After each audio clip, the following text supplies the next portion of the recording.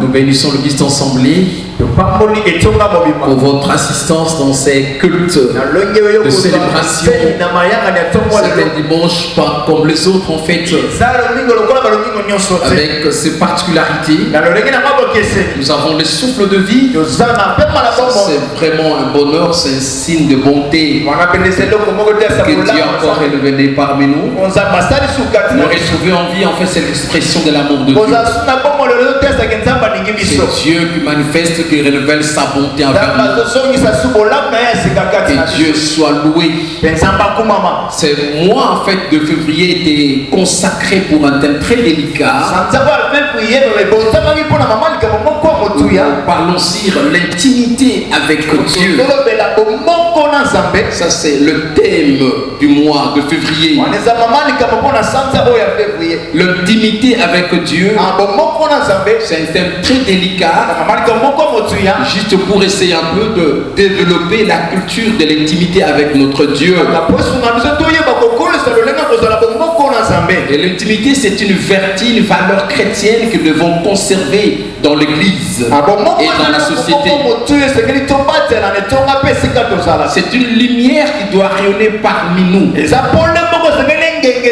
Là où vivent le chrétien, même dans les milieux professionnels, même dans la communauté sociale, les chrétiens qui en fait représentent l'église, c'est la lumière de l'intimité. Là où il y a la haine, le chrétien doit rayonner avec l'intimité pour essayer d'amener la réconciliation qui est verticale avec Dieu, qui est horizontale avec son prochain.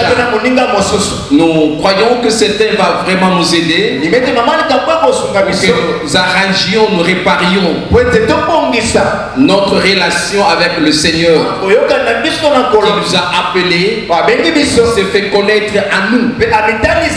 Que Dieu soit loué. Ce matin, nous allons parler sur un sous-thème dans le grand thème.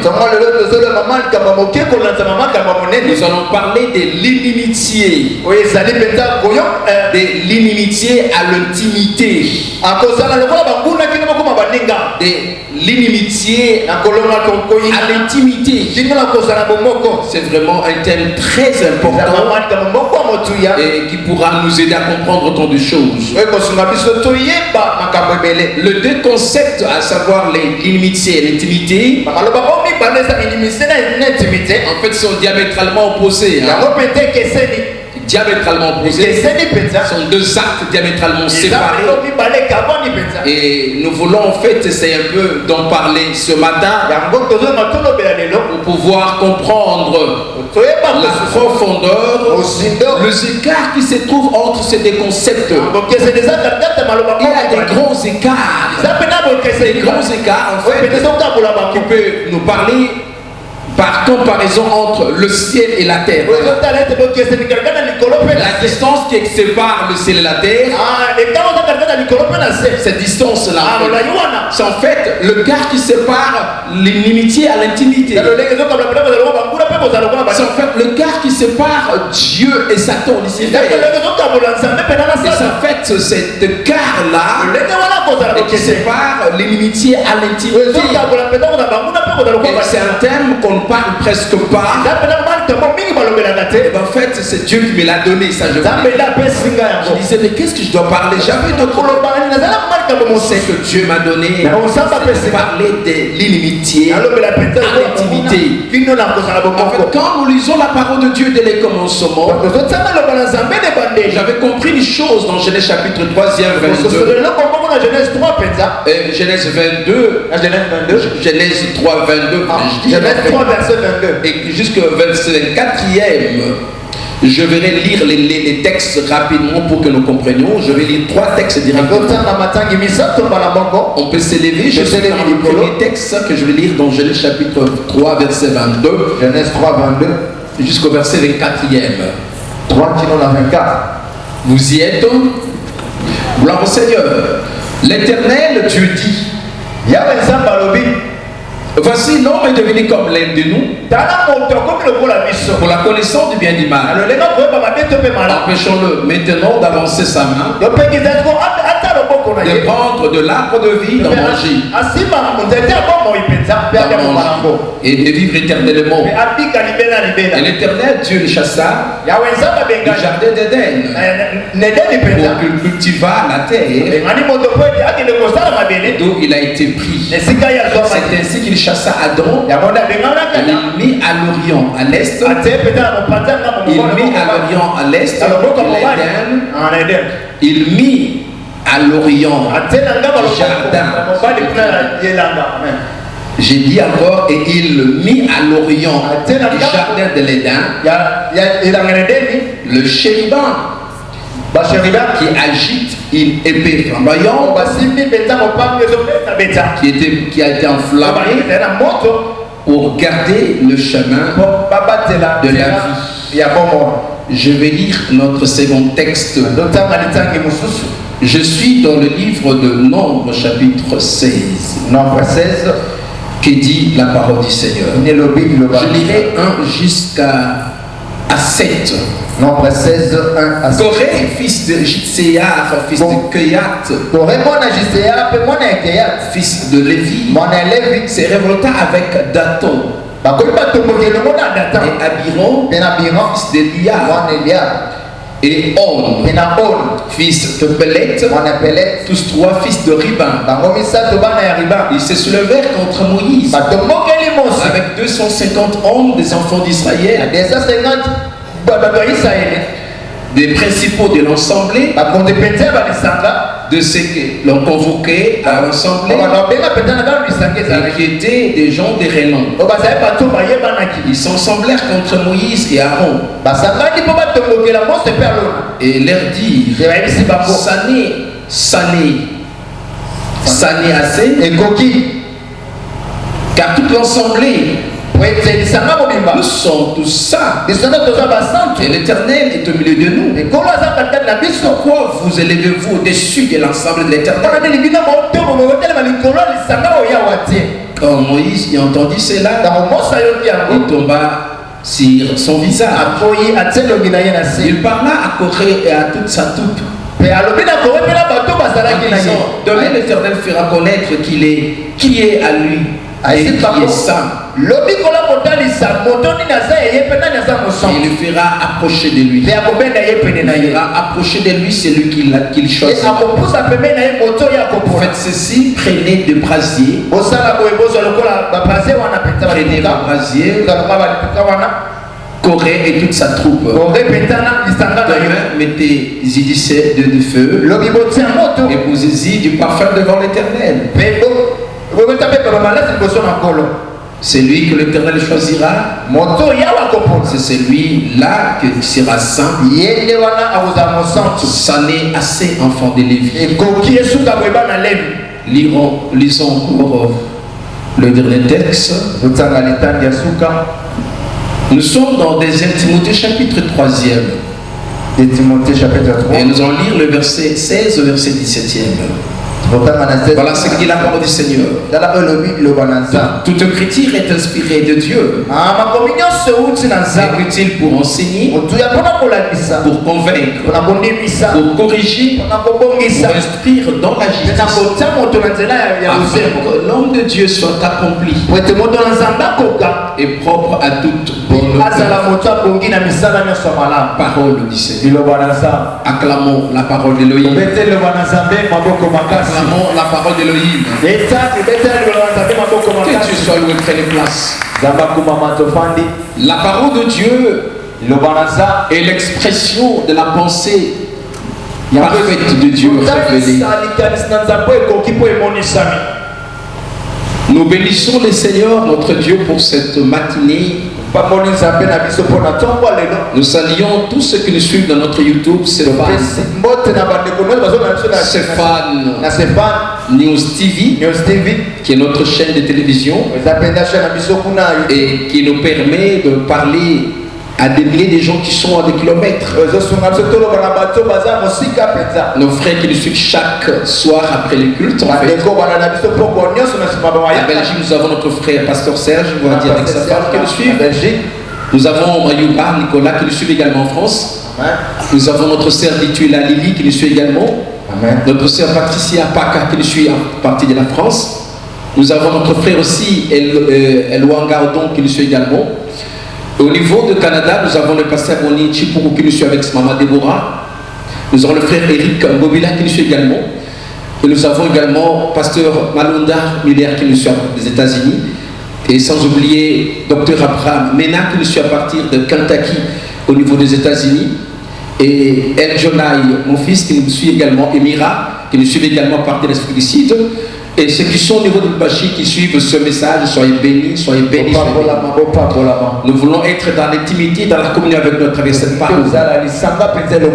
Dieu nous prépare pour une grande chose. Il y a un événement qui arrive et qui va nous combler de bien.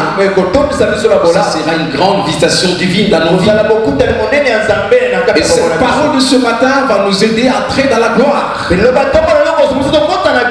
Le culte pour nous, ce sont des moments de préparation pour affronter des réalités qui sont devant nous, pour relever sur les défis qui sont les nôtres, les transformer en opportunités et de marcher dans la gloire et d'entrer dans la félicité avec Dieu, triompher à tous égards. Nous sommes un peuple appelé à triompher malgré des vents et marées, malgré des défis qui sont les nôtres, malgré les montagnes qui s'élèvent, malgré des vallées qui se créent. Nous savons qu'avec Dieu, nous sommes plus que vainqueurs et nous avons triomphé à tous égards. Il y a quelqu'un ce matin que nous sommes appelés à triompher à tous égards. À triompher à tous égards. Et ce qui est mieux, c'est qu'en fait, c'est comprendre que seul avec Dieu, seul avec Dieu, et c'est ça notre victoire. Quand nous sommes seuls, sans Dieu, c'est la solitude. Et quand tu es seul avec Dieu, c'est la plénitude. Je réponds pour dire, seul sans Dieu, c'est la solitude. Mais seul avec Dieu, c'est la plénitude, c'est la faveur, c'est la grâce. Raison pour laquelle nous sommes appelés à être seuls avec Dieu. Pour que nous arrivions à renverser les forteresses qui se dressent devant nous et triompher à tous égards. Que Dieu soit loué. De l'inimitié à l'intimité. Depuis la chute de l'homme, en fait, l'humanité entra dans une phase de rébellion, une phase de l'inimitié avec Dieu, de la séparation spirituelle avec Dieu. Dieu se sépara de l'homme. Cela a commencé après que l'homme ait péché. L'homme était la cause de sa séparation d'avec Dieu. L'homme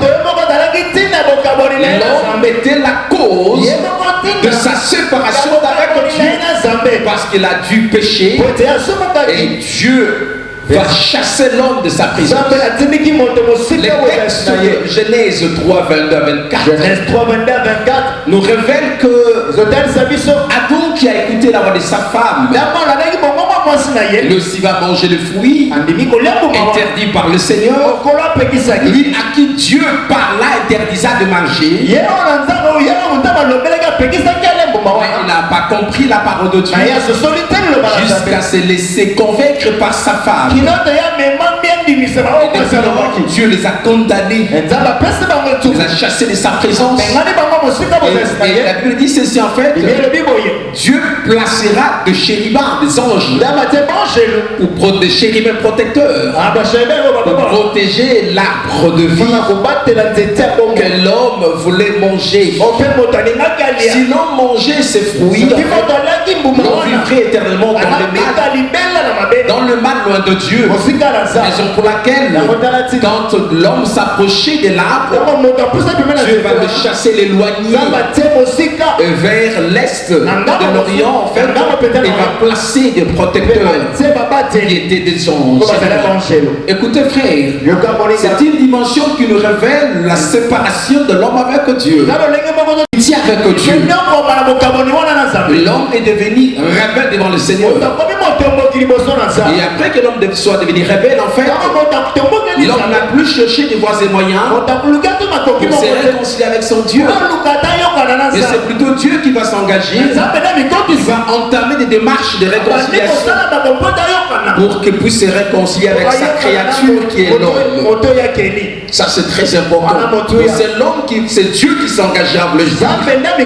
Il s'engagera par des processus. Par l'envoi. Il envoie ses prophètes. Il envoie ses prophètes. C'est des envoyés de Dieu. Et ces gens parlaient au nom de l'Éternel.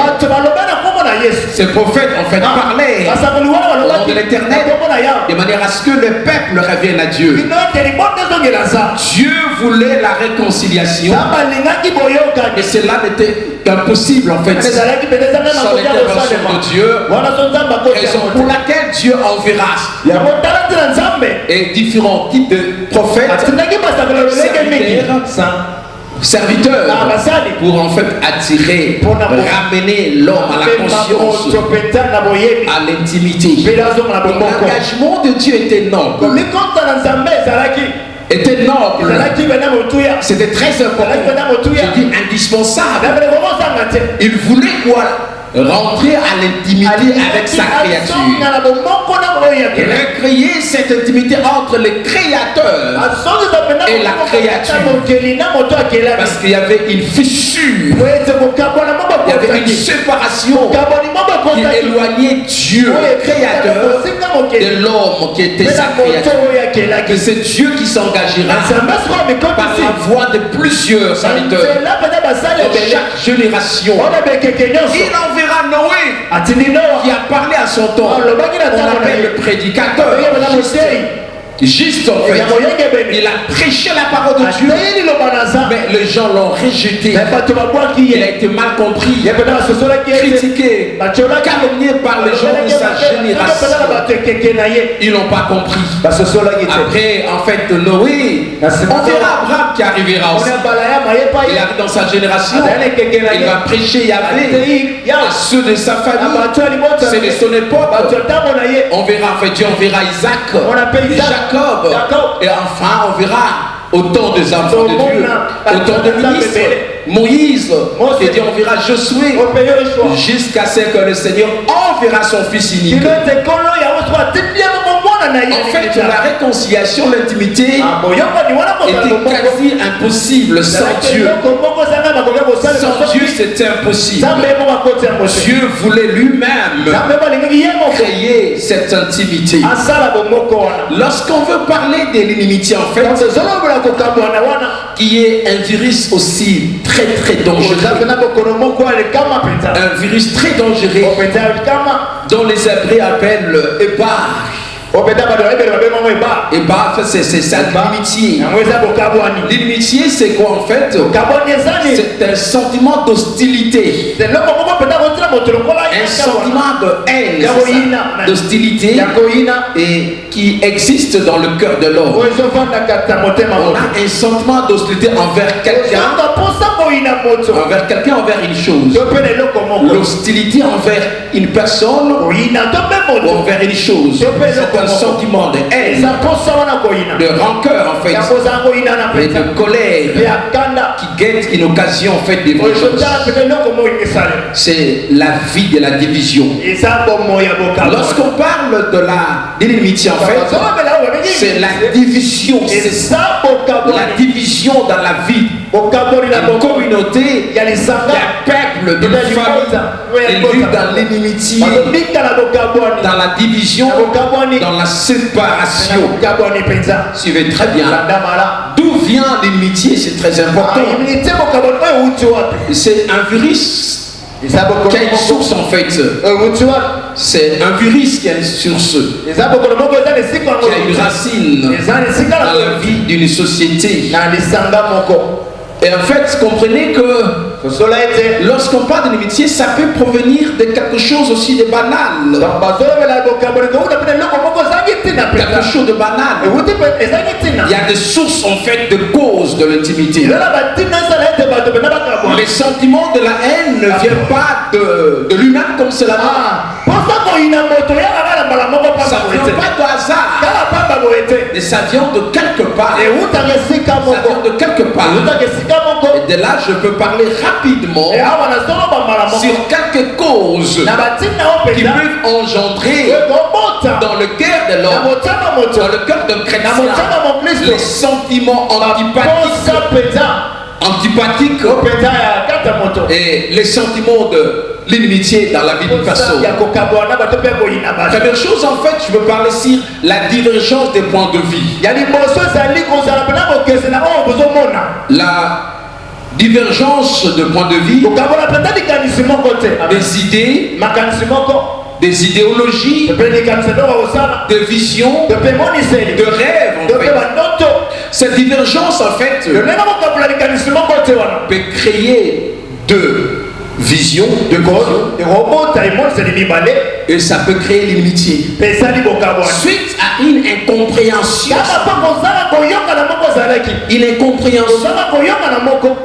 dans quelque chose, dans un concept, dans une situation. Il s'est arrivé qu'il y a eu une incompréhension entre deux personnes, et cette incompréhension peut être à l'origine de l'inimitié. Ils ne sont pas compris. De l'homme et la femme ne se sont pas compris. L'incompréhension tombe dans le couple et ça crée l'inimitié. L'incompréhension tombe dans la famille, dans la rue, dans le quartier, dans la communauté. Et cela peut engendrer en fait l'inimitié. L'incompréhension simplement. D'une idée, on n'a pas bien compris. Et bien ça crée l'inimitié. Le désaccord ne peut pas s'accorder. On s'accorde pas dans tel point. On s'accorde pas. Ce désaccord en fait produit de l'amitié. Dans le monde politique, il y a aussi des désaccords. Il y a des désaccords, et quand ils ne s'accordent pas, il y a la division. On sort de son parti politique pour aller créer son propre parti politique. On sort de cette communauté pour aller ailleurs à cause d'un désaccord. On se accorder en fait. Et c'est voilà. On se sépare, il y a l'inimitié qui s'est créée. Autre chose, c'est le complexe de supériorité en fait. Supériorité en fait. Supériorité. Supériorité. On est complexé. C'est-à-dire qu'on est plus supérieur. On est plus savant que les autres. Et ça peut créer en fait. Ça peut créer de l'inimitié dans la contrée, dans la communauté, dans votre relation. Il y a d'autres relations qui ont été détruites, abusées à cause simplement ils se sentent plus puissants. Ils se sentent plus puissants. Ils se sentent plus puissants. Ils se sentent plus forts. Ils se sentent plus belles. Ils se sentent plus belles, plus intelligents. Et là, c'est que les gens disent en fait. Alors les gens vont créer dans leur cœur l'inimitié, parce qu'on a remarqué chez nous le complexe de supériorité. L'orgueil en fait, l'orgueil c'est une source de l'inimitié dans une relation, même dans les fiançailles en fait, même dans le mariage. Lorsque l'un conjoint est orgueilleux, c'est vante.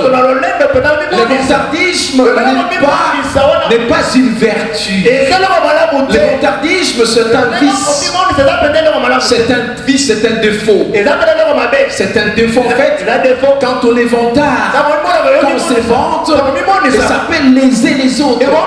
Ça peut blesser les autres. Et ça ne peut que créer une fissure dans vos relations. Et même dans le couple, j'ai dit, même dans les fiançailles, lorsque la femme est orgueilleuse, lorsque l'homme est orgueilleux, il veut écraser la femme, ça peut créer une fissure dans vos relations. L'homme est un animal social, dit un philosophe. C'est ça, c'est une pensée des philosophes. Alors, lorsqu'on est dans la société, on doit savoir comment gérer nos relations. Le désir de craser les autres, ça ne peut pas marcher. Ça ne peut que créer des inimitiés. Ceux que tu veux craser peuvent vous résister. Ça peut créer des inimitiés en fait. La haute opinion de soi. Le moi je. Quand moi je suis là, les choses marchent. Quand moi je suis là, tout va bien. Ah, ça c'est très dangereux. Ça peut frustrer les autres. Et ça peut également créer la future. La haine également. La haine, c'est en fait peut créer l'unité, la séparation. Il y a des gens qui ont la haine. La haine, c'est une racine qui crée de l'inimitié, la séparation. Quand il y a la haine dans le cœur, c'est un sentiment très dangereux. C'est pourquoi Dieu interdit qu'il y ait la haine parmi nous. N'essayez pas. N'essayez pas. Même dans le couple, même dans les fiançailles, même dans le monde politique, même dans le monde professionnel, lorsque entre le chef, le supérieur et l'inférieur, il y a la haine en fait, ça ne va pas marcher. Vous allez sentir que le directeur et les sous-directeurs ne s'attendent pas parce qu'ils saillissent en fait les autres. Ils vont se diviser. Vous allez voir qu'ils ne vont plus se saluer. Et ça ne sera pas bien fait. La haine en fait. Il y a eu un scandale quelque part. Pas ici au Zimbabwe en fait. C'était dans un supermarché. Et du coup il y a eu deux serviteurs de Dieu. Rénovés de la ville. Reconnus dans la ville. Ils entrèrent tous deux, chacun son tour bien sûr, au supermarché. Et chacun voulait acheter quelque chose quelque part. C'est la fait qu'ils vont se rencontrer. Ils vont se rencontrer, mais malheureusement, ces rencontres-là ne sont pas salués. Les gens s'attendaient qu'ils vont s'embrasser. Ils se sont placés comme s'ils n'ont rien. Et les gens disent, mais oh, ils se parlent pas. Ils se parlent pas. C'est et le chrétien qui était dans le supermarché et le païen qui connaissait bien, parce que le païen connaissent aussi les hommes de Dieu. Moi il y a des gens qui me saluent qui sont pas chrétiens. Et ils disent pasteur, j'étais né avant-hier, j'étais là, je vis un fou entrer, il m'appelait pasteur. Je dis oh, donne-moi quelque chose, j'ai faim. J'ai regardé, oh même le fou, ça va prendre. C'est pour dire en fait, les gens étaient très étonnés de remarquer que ces grands leaders élevés à la dimension internationale, qui se saluent pas, sont passés comme ça. Oh, c'était scandaleux. C'est qu'ils ne s'attendent pas. Pourquoi? Parce qu'il y avait la haine. Et quand tu vois quelqu'un te faire ça, c'est qu'il y a la haine dans son cœur. Et ça qui n'est pas aussi bien. La haine est une source réellement de l'inimitié. Évitons la haine, s'il vous plaît. Même dans la famille, je vis deux personnes de la même famille, le grand frère et le petit frère, suite à une divergence de pensée, et ne se saluaient plus. Le grand frère prendra que son petit frère était tabassé quelque part. Il a appris cela que ton frère est arrêté là et tabassé. Il a dit ce n'est pas mon problème. Ce n'est pas mon problème. Les gens croient qu'il viendra ici, il va écraser tout. Mais en fait, il a dit c'est pas mon problème. Et les gens étaient étonnés. C'était quoi? Parce que il y avait la haine dans la famille. Il n'aïssait pas Jésus. Entre Yaya et les Guinéens, ils n'aïssaient pas. Faisons tout pour que nous puissions recréer l'intimité. L'intimité doit revenir entre nous. Je te supplie, mon frère, si tu vis dans une famille où il y a réellement de l'inimitié, on doit vaincre cela. C'est un virus mordant plus que la Covid qui divise et qui nous amène quelque part dans la solitude. Et ce qui n'est pas bien, ça nous amène à un confinement. L'homme va se confiner, va s'éloigner des autres. Il ne veut pas se confiner. Ce qui n'est pas bon. On ne s'appelle plus. On ne s'appelle plus. Et on ne reçoit plus d'appel de ces gens-là. Quand tu vois, c'est l'appel de tel.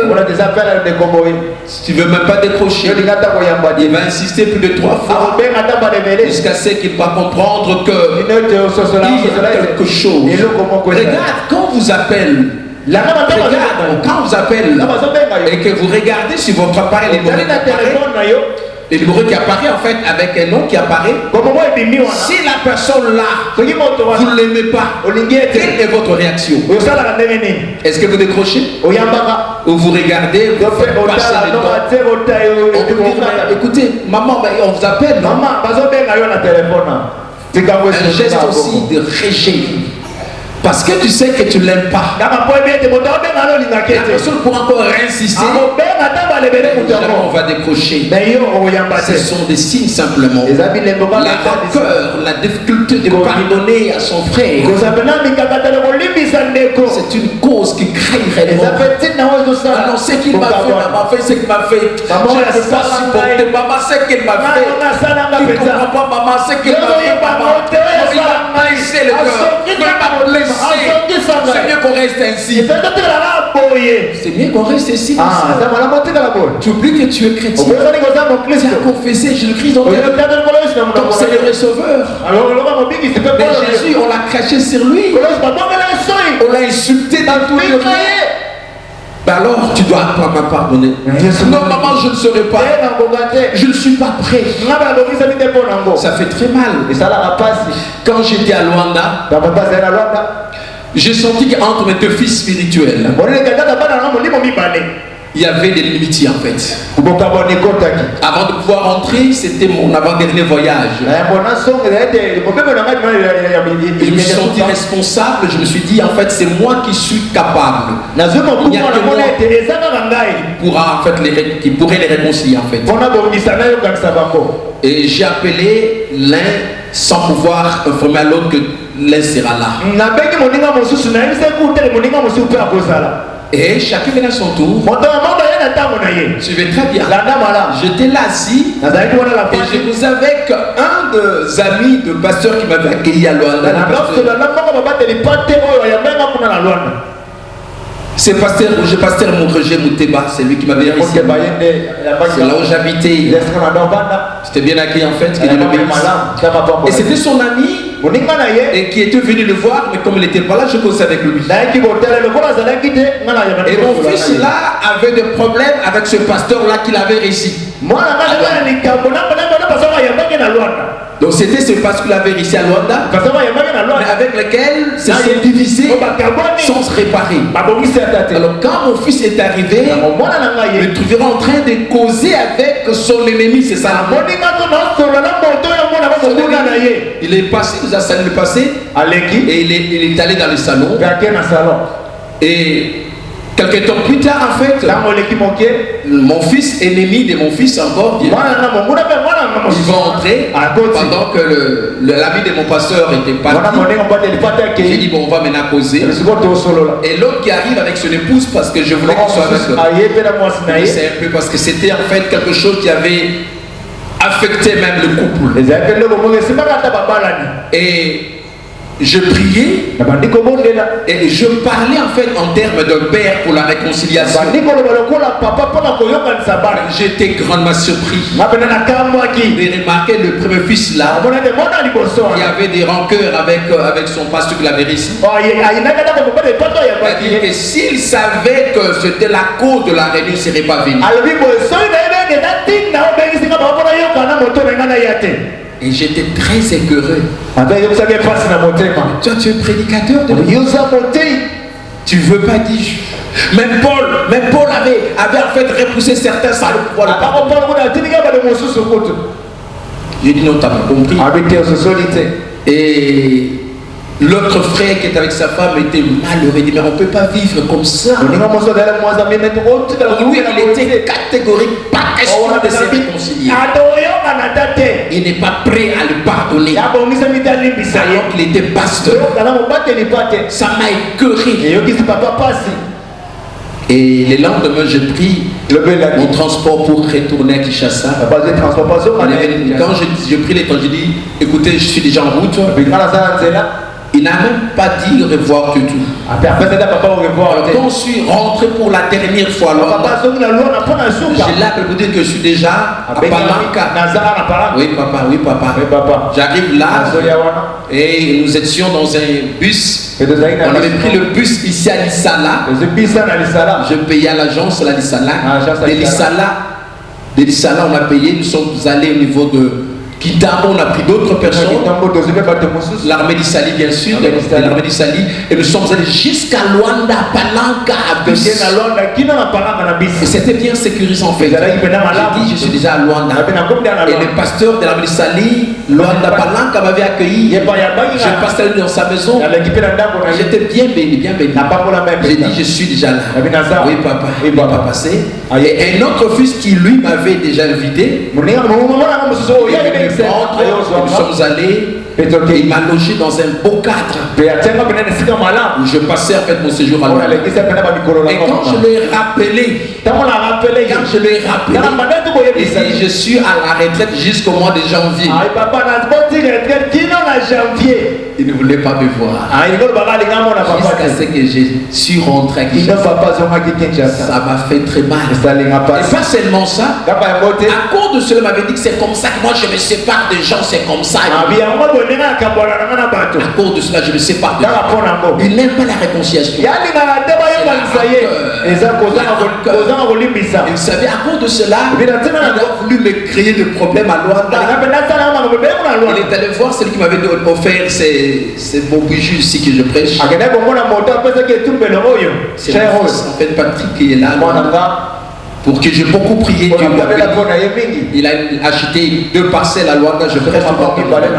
Il lui a parlé que non, moi je me dis qu'il était magicien. Alors que c'est lui, en fait, chaque fois que je prêchais là, non, papa, tu sais pas que tel est dans l'occultisme. Non, il ne faut pas. Et moi, je disais à mon fils là, tu peux inviter mon frère là, parce que c'est ton frère, mon fils, qui prêche chez toi parce que tu es une grande église. Et il ne voulait pas aussi. Donc j'ai compris que c'était la vérité. Mais le fils a dit papa, c'est faux, tu restes mon père, tu es mon papa. Et c'était bien. Ce qu'on dit en fait, quand on a du mal à pardonner, on va vivre dans l'inimitié dans la société. On va être une épine dans la société. Vous allez abuser vos relations. N'abuse pas tes relations, frère. Apôtre, prophète, évangéliste, pasteur, docteur, ancien diable. N'abuse pas tes relations. L'homme est une personne appelée à vivre dans les relations. Il y a de grandes opportunités quand on a un bon terme avec les autres. L'autre est une opportunité pour toi, l'autre. L'autre n'est pas l'enfer pour toi. Comme disait Sartre, Jean-Paul Sartre. Et l'autre c'est l'enfer. Les autres. Non, l'autre n'est pas l'enfer. Je vais te dire mon frère, toi je suis là où tu es. L'autre, ton frère, est une opportunité pour ton élévation. Je dis l'autre que tu es là est une opportunité. Mais c'est pas le genre, mon frère, ma soeur. Et c'est pas un rancunier. Et tu vas te diviser avec autant de personnes. Tu vas te séparer avec l'ange de ta vie. Avec des personnes providentielles que Dieu avait placées sur ton chemin, sur ton parcours. Évite de te séparer avec des autres. Le querelle également est une source de l'amitié. Je vis des gens qui sont querellés, ne sont plus jamais parlé en fait. Depuis qu'il y a eu querelle entre telle maman de la rue et autre maman, se parle plus. Au marché de même, et dans la famille de même. Et quand la grande sœur, la petite sœur se querelle, ça devient l'inimitié en fait. Si chacune a des enfants, vous remarquerez que le fils de la grande sœur et le fils de la petite sœur ne vont plus se parler. Ce sera une guerre générationnelle. Voilà ce que vous avez engendré en fait. L'amitié en fait, ça crée une guerre générationnelle. Ils vont plus se parler. Ils savent que nous avec on se parle pas. On a vécu là, on a grandi quand on était encore enfant. On voyait telle famille ne se parlait pas suite à de querelles entre les parents. Les enfants ne se parlent plus. Et si tel est le cas pour l'église, c'est malheureux pour l'église. Parce qu'il y a ici Jésus qui donne l'église corps de Christ. Ne doit pas vivre de telles choses. Apôtre, prophète, évangéliste, pasteur, docteur, diacre, les temps arrivent que nous bannissions l'inimitié dans nos églises. Les incompatibilités des esprits. Ça veut dire quoi? Suivez, quand tu as deux esprits incompatibles, incompatibles d'esprit. Par là je dis, je vois maintenant le caractère incompatible. Tu me diras, mais regardez-moi. Quand on a des caractères incompatibles, ça ne peut que créer des fissures. Quelqu'un dira même son esprit est si marrant l'esprit de Gaïti. Tu as déjà entendu ça, n'est-ce pas? Esprit n'a si marrant l'esprit. Pourquoi cela veut dire quoi? Les incompatibilités d'esprit et de caractère. Ça ne vient pas de Dieu, c'est satanique. C'est une sémence qui est en vous. Il crée cette incompatibilité pour qu'il crée en fait en vous l'inimitié. Prie que Dieu détruise cet esprit d'incompatibilité avec les autres. Difficulté de supporter les faiblesses des autres. De supporter. La Bible nous recommande de supporter le faible. Écoutez, frères et sœurs dans le Seigneur, que les forts supportent les. C'est la parole de Dieu. Que ceux qui sont forts, que les matures supportent les immatures. Regardez-moi, je dis encore. Regardez-moi. Que les matures supportent les immatures. C'est-à-dire que ceux qui sont faibles doivent être soutenus par le fort. Que les forts soutiennent les faibles. Et ça, c'est là qu'il y aura l'équilibre. L'équilibre dans la relation. Mais lorsque les forts, lorsque les matures, ils sont incapables de supporter les faibles, ça fait un fissure. Et c'est là en fait ce qu'on appelle l'inimitié. Ça va engendrer l'inimitié. On a besoin de comprendre beaucoup de choses. Ce ne sont que quelques sources d'inimitié. Et là on voit dans l'histoire de la Bible, lorsque en fait Israël était dans plein désert, en direction pour aller vers Canaan, c'est là où Dieu les conduisait en fait. Ils ont fait 40 ans dans les déserts. C'était un long voyage. Un long voyage. Et au cours de ce voyage, en plein désert en fait, il y a eu un problème qui va se créer entre Moïse et ses collaborateurs. Tous les cas de problèmes, qui va susciter l'inimitié. Il y a eu des personnes qu'on a fait, des renommées qu'on a citées ici à savoir Corée. C'est lui le père des Coréites, qui était en fait le fils de Kéa, de Gistéa, et c'était un lévite également. Le Lévi, en fait, c'était la tribu de Moïse. Donc, le genre de la tribu de Moïse, quelques personnes se soulevèrent contre Moïse, leur propre frère. C'était leur frère en fait.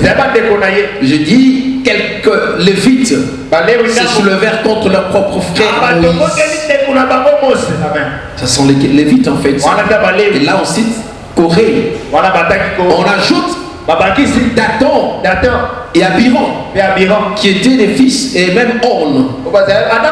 Et On en fait qui étaient des Rubénites. Suivez très bien avec moi, qui était de Rubénites.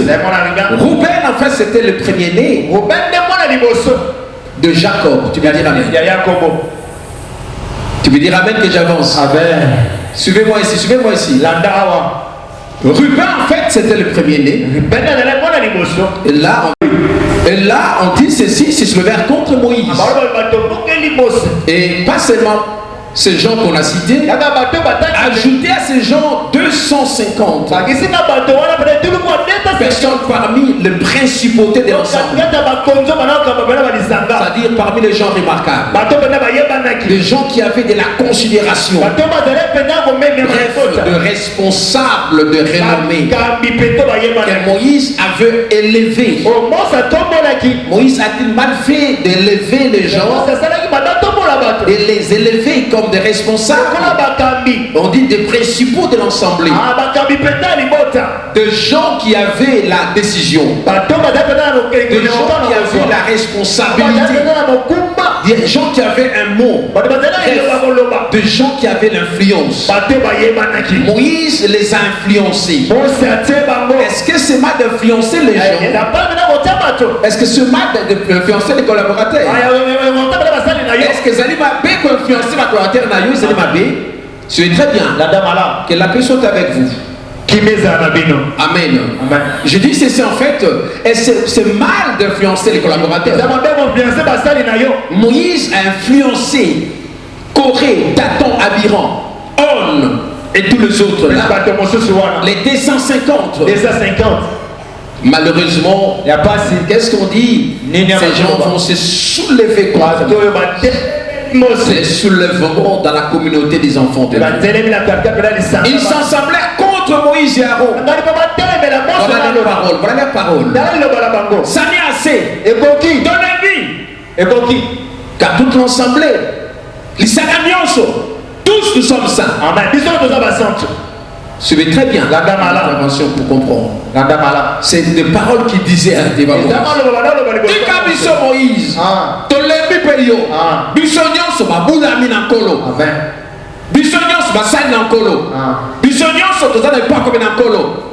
pourquoi pourquoi vous élevez-vous au-dessus de l'Assemblée d'Éternel? Voulez vous élever, dominer sur l'Assemblée.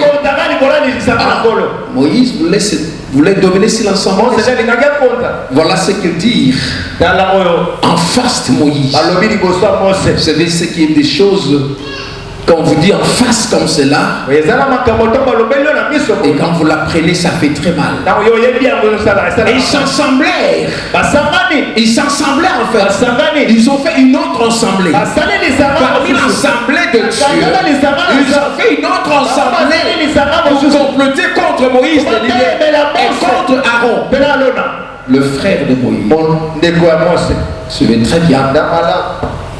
Nous en avons assez avec toi. Toute l'assemblée est ça. Ah, des choses qui font très mal aux leaders.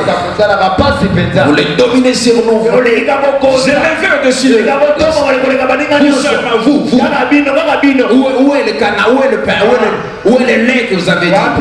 Où est le lait? Où est le lait? Où est le miel? Vous avez dit nous allons manger le miel et boire le lait. Où est le lait? Vous trompez les peuples. Quand Moïse a entendu cela, il tomba sur son visage. Bien aimé, quand un leader tombe sur son visage à cause de votre parole,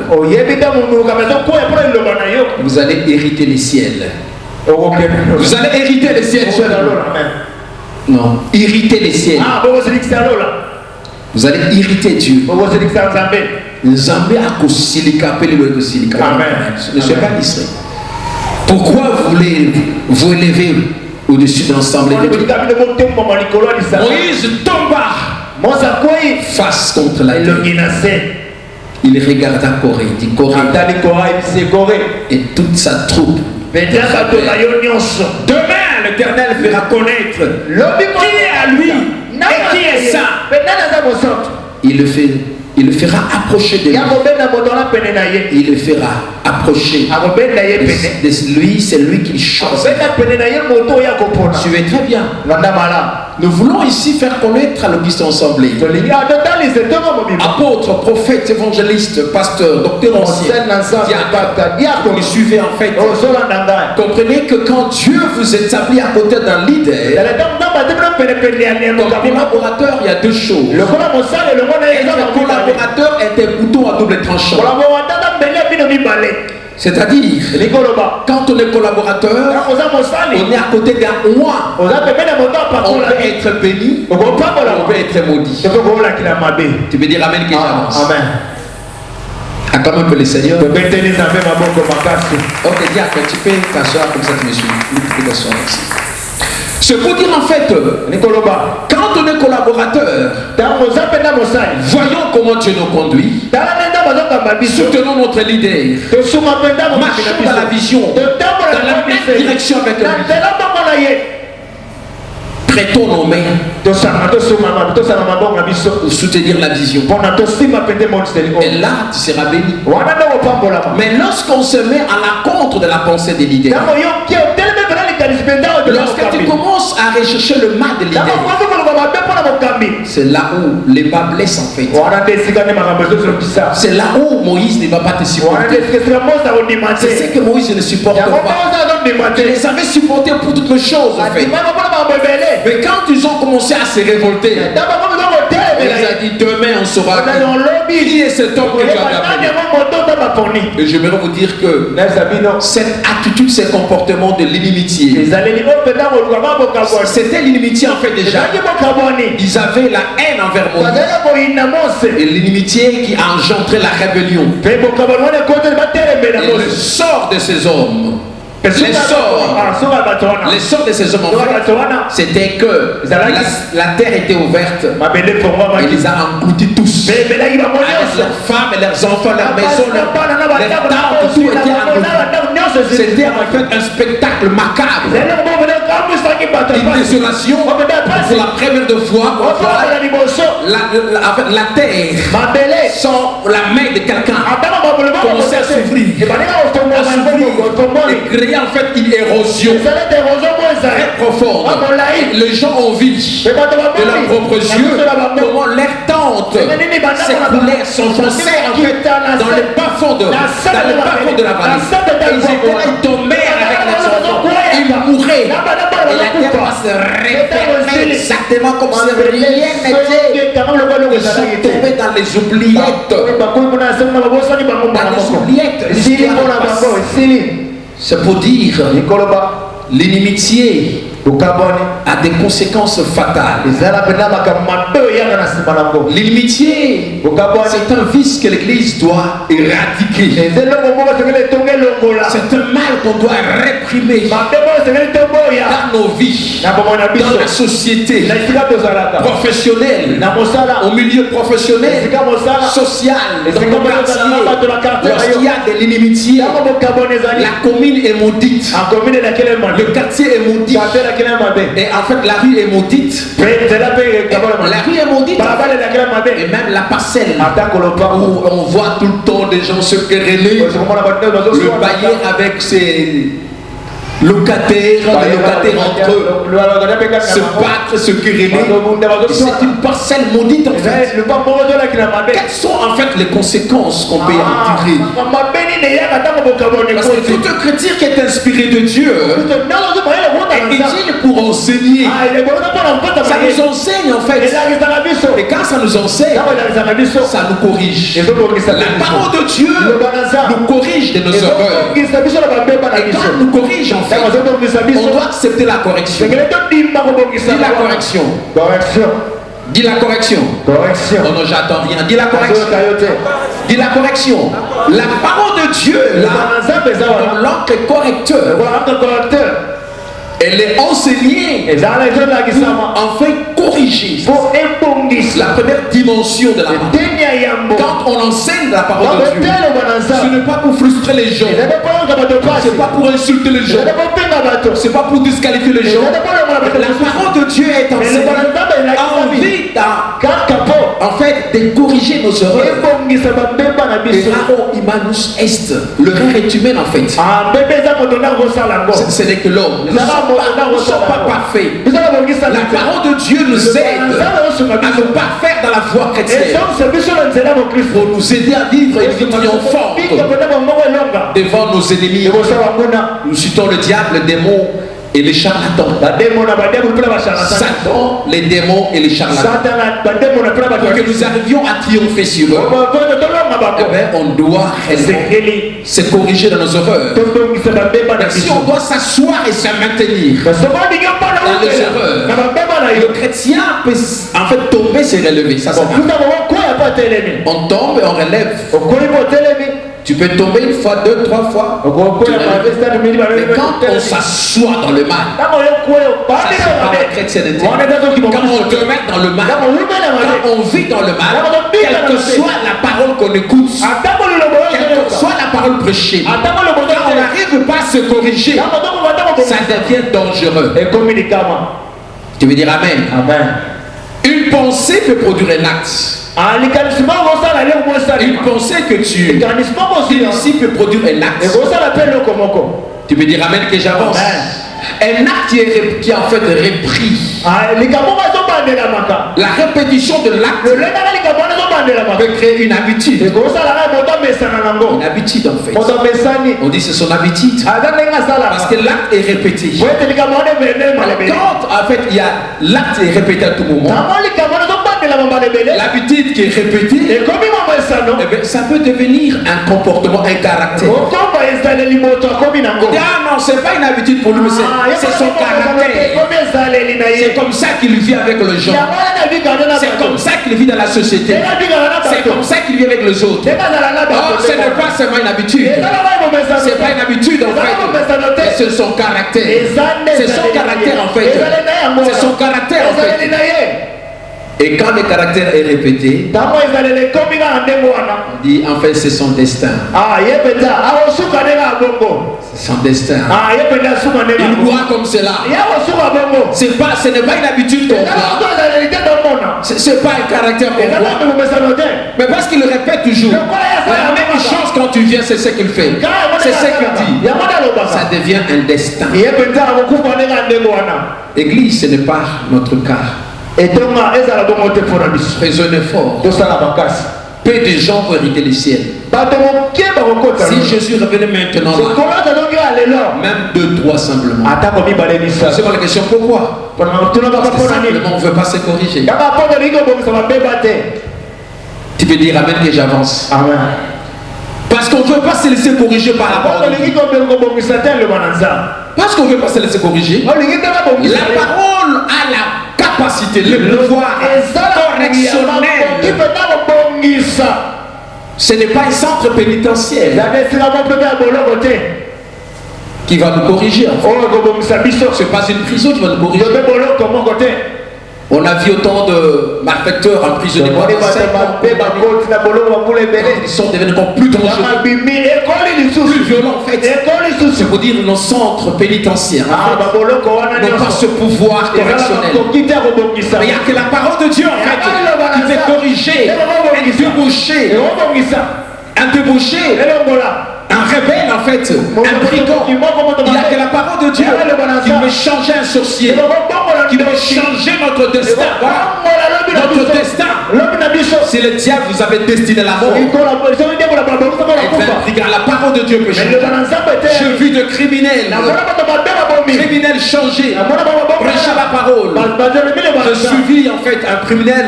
J'allais donner cours de manteau de lit vers le Foula. Et dans le bus que j'étais en fait, ça fait depuis 1914 en fait, 2014, le 2014.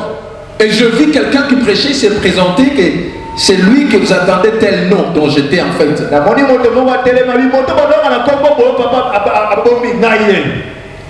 Qui était en fait jugé, condamné, je fais tant d'années dans la prison de Makaba.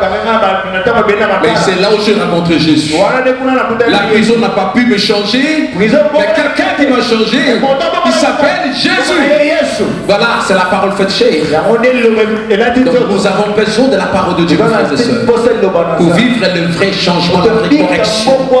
La vraie correction comportementale. Comportementale, il y a des choses que la parole seule peut nous dépouiller, nous délivrer en fait. Et ça c'est très important. Tout est chrétien en fait inspiré de Dieu, utile pour enseigner, pour corriger, instruire dans la vérité, en fait que l'homme de Dieu soit capable de faire tout ce qui est important, réaliser ce qui est impossible en fait. Quand on est en fait brisé, quand on est transformé, on devient capable d'accomplir ce qui est bon. Ce que vous n'arriviez pas à accomplir hier, vous arriverez à le faire quand vous rencontrez la vraie parole de Dieu. Et la parole te raconte, mon frère, la parole c'est la croix de Christ, qu'elle te raconte, qu'elle te brise, qu'elle change réellement ta vie, pour que tu deviennes réellement utile pour toute bonne œuvre. Utile pour toute bonne œuvre. C'est ça. Alors quelles sont les conséquences en fait des inimitiés dans la vie d'un croyant ou d'un chrétien? Suivez très bien. Lorsque dans la vie d'un chrétien s'installe l'unité, je dis bien, s'installe, quand l'unité s'installe, elle va. Pas seulement que ça entre s'installe. Quand vous demeurez dans cette nature de l'inimitié et que vous réussissez à haïr les uns, l'inimitié est une prison satanico-diabolico-luciférienne qui va emprisonner le chrétien dans un fiel amer et pourra plus grandir ni exceller dans sa foi. Écoutez mes frères et sœurs, ne méprisez pas votre chrétienté. Tu peux dire amen. Amen. La foi que tu as en Christ Jésus, c'est une assurance. C'est une assurance pour la vie éternelle. Le grand mystère que Paul développe, le grand mystère, Christ en nous, l'espérance de la gloire. Christ en nous, l'espérance de la gloire. Et ça, c'est le grand mystère que Paul développe. La conséquence, si tu vis, en fait, tu t'assois réellement dans l'amitié. Ça va bloquer, ça fait la mer. Donc tu ne sauras plus jamais t'en libérer. Ça deviendra pour toi en fait un destin, je dis. Les gens vont trouver en toi réellement, il y a de l'amitié, mon frère. La sémence là, elle était très mauvaise. Une sémence qui est contagieuse. Une personne qui vit dans l'amitié contamine les autres. Comme Corée, Dathan, Abiram et On contaminèrent les 250. Contaminèrent en fait. L'inimitié est contagieuse. Quand maman vit dans l'inimitié, elle va se séparer avec ses frères et soeurs de la famille. Vous allez voir que les enfants des autres aussi vont se séparer. Quand papa vit dans l'inimitié, il va interdire à ses fils d'aller plus voir les enfants des grands frères. N'allez plus jamais. Parce qu'il y a l'inimitié. Donc le papa, maman, tu peux transmettre ce que tu as. Tu peux transmettre ce que tu veux. Regarde, fais l'effort, monsieur. Fais l'effort, fais l'effort. L'amitié, en fait, c'est la sémence qui est contagieuse. Un papa qui a vu de l'amitié, en fait, et une maman qui a de l'amitié, va la contaminer à sa progéniture. Et ça va s'entraîner comme la poudre. Et c'est fini. Ça serait une génération qui vise se séparer. Deuxième conséquence, l'inimitié dans la vie chrétienne ferme le ciel. Ne soyez pas distrait. Toutes les prières que nous allons faire ne seront jamais exaucées. D'où tu vivras l'échec de tes prières. Tu vas faire des prières stériles, inefficaces et sans effet. Regardez-moi, je vous en prie. Lorsqu'on vit dans l'inimitié envers son frère, tu ne sais pas que tu te rends préjudice. Préjudiciable. Ta vie en fait sera infectée. Il y aura une infection spirituelle. C'est que tu rendras stérile. Tu vas stériliser tes prières. Tu vas prier. Il n'y aura pas de partie. Regardez-moi. Je vois quelqu'un me suit quand je parle. Suivez-moi très bien, suivez-moi très bien.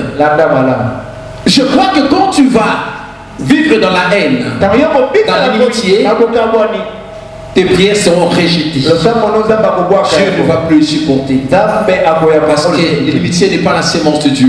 Même si tu es apôtre, tu es prophète majeur, tu es pasteur international, évangéliste plénipotentiaire, tu es docteur de la loi, mais quand il y a en toi l'inimitié, tes prières seront inefficaces. Quand tu imposes la main, la malédiction qui arrive, la malédiction qui arrive, il n'y aura pas la malédiction. Tu ne seras plus l'objet ou le canal de bénédiction pour les autres. Mais tu seras un canal de la malédiction. Au lieu que les gens soient bénis par toi, les gens seront produits par toi. Tu seras porteur de la malédiction divine. Et Satan va t'utiliser. Ça ne sera plus Dieu. Et même si tu prophétisais, tu opérais des signes de miracles, Satan pourra te récupérer, mon frère. Conséquence, elle éloigne le chrétien de la présence de Dieu. Et ne pourra plus jamais expérimenter une quelconque intervention divine. Bien-aimé, quelle dangerosité d'être séparé de la présence de Dieu. Dieu a dit à l'ordinaire combien c'est dangereux d'être séparé de la présence de Dieu. Combien c'est dangereux de manquer, d'être privé de la présence de Dieu. Écoutez, Église de Dieu, apôtre, prophète, évangéliste, pasteur, docteur, Auguste ensemble. C'est dangereux pour une église, pour un chrétien, pour une famille, pour une nation comme la nôtre, d'être privé de la présence de Dieu. Nous serons fragilisés. Tu peux dire amen que j'avance. Dis amen que j'avance. Regardez-moi, faites un effort. Si Dieu nous quittait, nous serons plus de vainqueurs. Attention RDC, je m'adresse à la nation tout entière. Si la RDC perd la présence de Dieu, notre nation sera balkanisée. Je parle comme regardez-moi, je parle. Si la RDC perd la présence de Dieu, c'est comprometté. Entrer dans le cultisme, eh bien, nous perdrons la présence de Dieu. Et cela fera que notre nation, que vous le vouliez ou pas, sera balkanisée.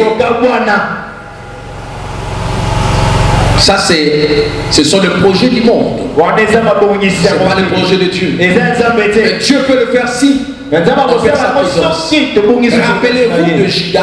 Rappelez-vous d'Israël. Quand ils ont perdu la présence de Dieu. La nation de Dieu, le royaume de Juda en fait, est allé où c'est en déportation. C'était la nation de Dieu.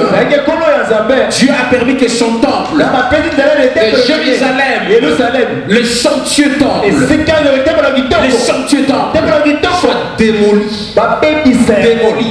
Et le bien du temple soit volé, la muraille de Jérusalem soit renversée et le temple brûlé par le feu, par le païen. Parce qu'en fait Israël et Juda perdirent la présence de Dieu. C'est dangereux, ma soeur. C'est dangereux de perdre la présence de Dieu. Nous serons fragilisés. Nous deviendrons faibles. Regardez-moi. Je crois que je parle à quelqu'un. Que nous sommes dans le pèlerinage. Non pas pour perdre la bataille. Non pas pour perdre la bataille. On doit gagner la bataille. Quand Dieu est avec nous, on doit gagner la bataille. Nous ne sommes pas destinés à la perte. À perdre la bataille. Mais à gagner la bataille. Mais tout en gardant la présence de Dieu. L'inimitié en fait nous attire les malédictions de tout genre et dans toutes nos entreprises, dans nos maisons, dans nos familles, dans nos travaux, dans nos ministères, dans notre santé. Regardez-moi, je vous en prie, faites l'effort de me suivre. Je n'aimerais pas que vous ratiez ce message. Les gens qui vont me suivre en YouTube pourront en discerner ceci. Pour comprendre que lorsque je vais développer l'attitude de l'amitié, tu te fais du mal toi-même. Ne vous faites pas du mal, mes frères et sœurs. Ne te fais pas du mal. C'est quand tu vas développer l'inimitié, tu feras du mal. Tu vas t'attirer de malédiction dans ta propre vie. Pas le bonheur et la grâce, mais le malheur et la colère de Dieu t'accompagneront tout le jour de ta vie. Le malheur et la colère de Dieu t'accompagnent. Et tu n'auras le ciel fermé. Parce que tu vis dans l'amitié. Tu as sémé toi-même l'inimitié. Tu mentionneras la colère de Dieu. Tu es très bien. Lorsqu'il y a l'inimitié en fait, elle devient une porte d'entrée par laquelle tous les esprits impurs viendront. Jean 10, à savoir voler, égorger, détruire. Non, suivez très bien. Les démons viendront. Ils vont entrer en vous pour accomplir Jean 10. Quand Jean 10 arrive dans la famille, peut-être là, tu ne comprends pas ce que je dis. Ça demande une certaine compréhension mature. Les gens disent que c'est vraiment la main du diable dans ta vie. Il y a d'une part la main de Dieu et la main de Dieu. D'autre part, c'est la main du diable. Et quand je parle de Jean 10, c'est-à-dire la main du diable vient s'asseoir, s'installer sur ta vie. Rappelez-vous quand la main du diable entra dans la vie de Job. Le même jour, Job a perdu ses avoirs. Son actif, il n'y avait plus rien dans son actif. Dans son actif, il n'y avait plus rien. Le même jour, dans son actif, toute sa possession lui a été dépossédée. Lui a été dépossédé. Le même jour, il a perdu même tous ses enfants. Tu n'as jamais vécu la main du diable dans ta vie. Ne sois pas distrait, papa. Tu n'es pas Job, je le sais. Mais je vous dis, si vous posez la question à Job, il vous dira ce qu'il avait senti ce jour. Un jour suffisait. Pas une année, pas 2 ans. As-tu déjà vu un papa perdre ses enfants les mêmes jours? C'est un peu difficile. Même s'il y a des choses qui arrivent quand il y a une noyade. Ou soit il y a les gens électrocutés en fait, c'est pas toute la famille. Mais c'est écœurant en fait. La main du diable peut t'arracher tous tes enfants le même jour. Et il est très content de célébrer cela. Et détruire toutes ses affaires. Tu vas en fait importer, je dis. Tu importes 10 conteneurs pleins de marchandises. On te forme que les grands navires Pakebo LC4B7 a commis un accident de naufrage. Rien n'a été récupéré. Et l'entreprise a disparu. Et l'entrepreneur a fui. Quand tu es ici en Afrique, tu vas aller là-bas au Dubaï pour demander tu auras des avocats, tu vas t'attaquer à qui? Mais tes 10 conteneurs qui en fait étaient le tout de ta force. C'est là, c'est échappé comme cela. C'est fini, tu paies. Ça, c'est la main du diable. La main du diable. Ne cherchez pas en fait à encourager la main du diable dans votre vie.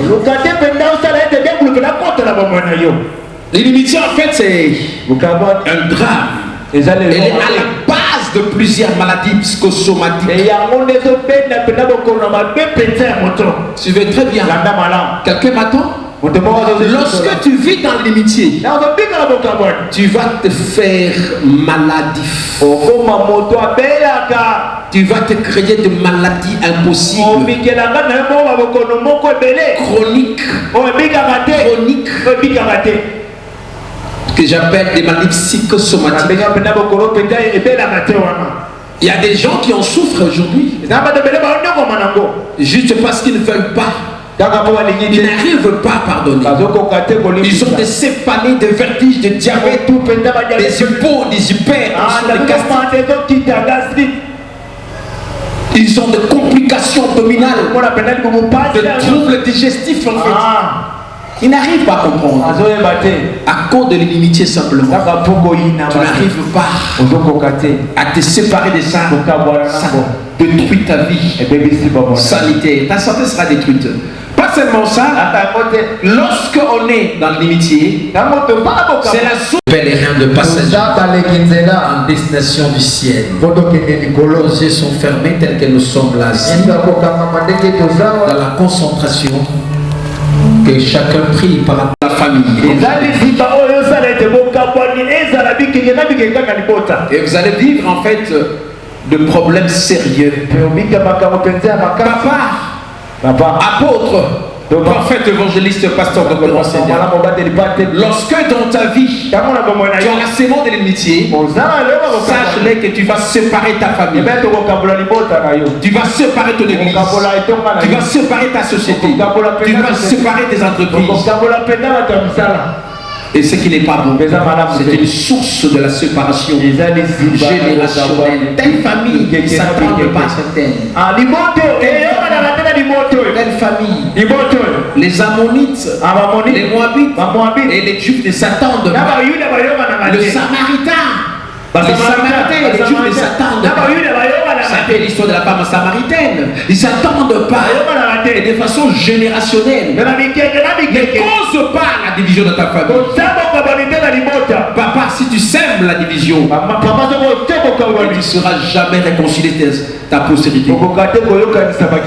Ce sera difficile de les réconcilier. Papa nous avait dit, maman nous avait dit, il ne faut même pas le salir. Il ne faut même pas le visiter. C'est la division. Bref, en fait, sachez que l'inimitié, c'est le visa pour l'enfer. Ça, c'est ce qui est tragique. Ça qui est tragique. Quand on vit dans l'inimitié, on se prépare.